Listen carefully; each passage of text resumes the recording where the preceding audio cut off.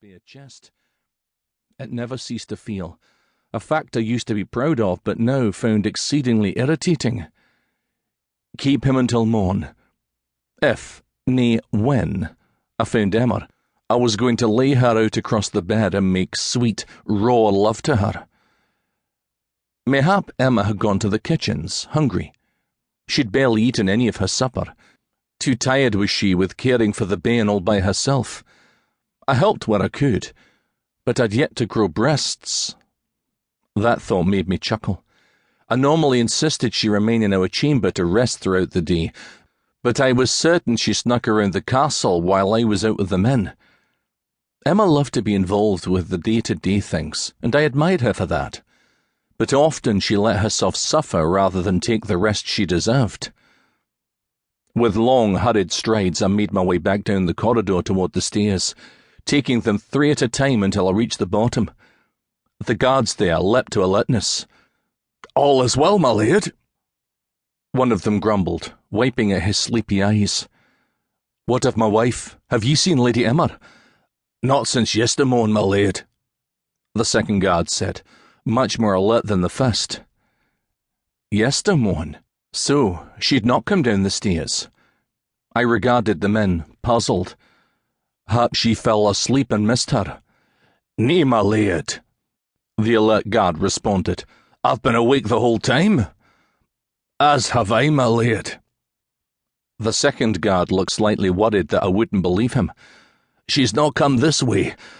Shall we help you to find her?" I frowned.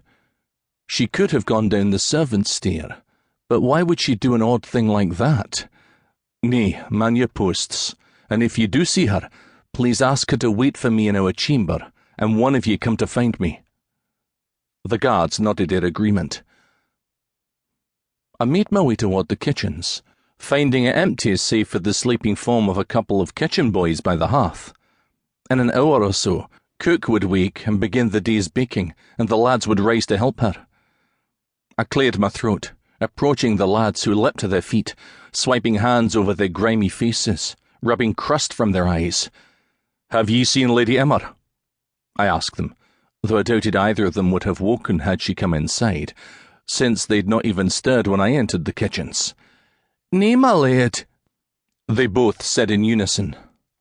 "Bollocks!" Where the hell was she?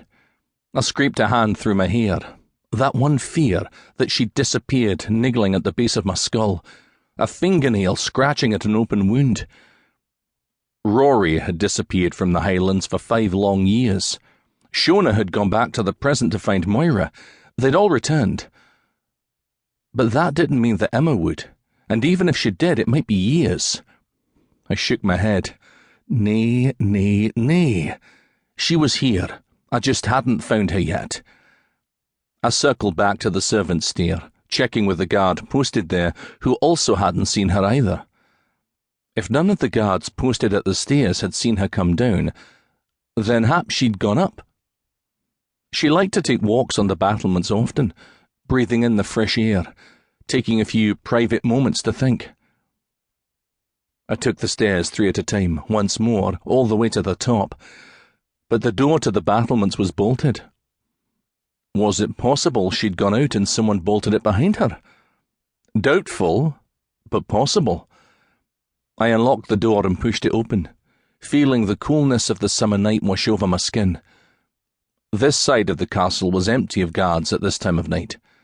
Several others were stationed at key points, but since Emma liked it up here, and I sometimes joined her for privacy, this particular turret was often unmanned.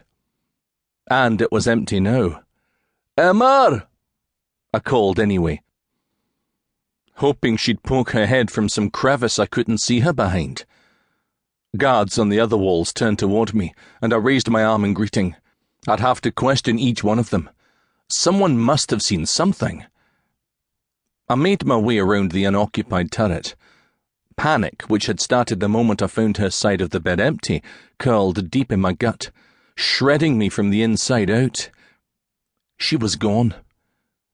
People often disappeared in the Highlands, but there was only one reason for a person to vanish into thin air, and I didn't want to think about what that meant.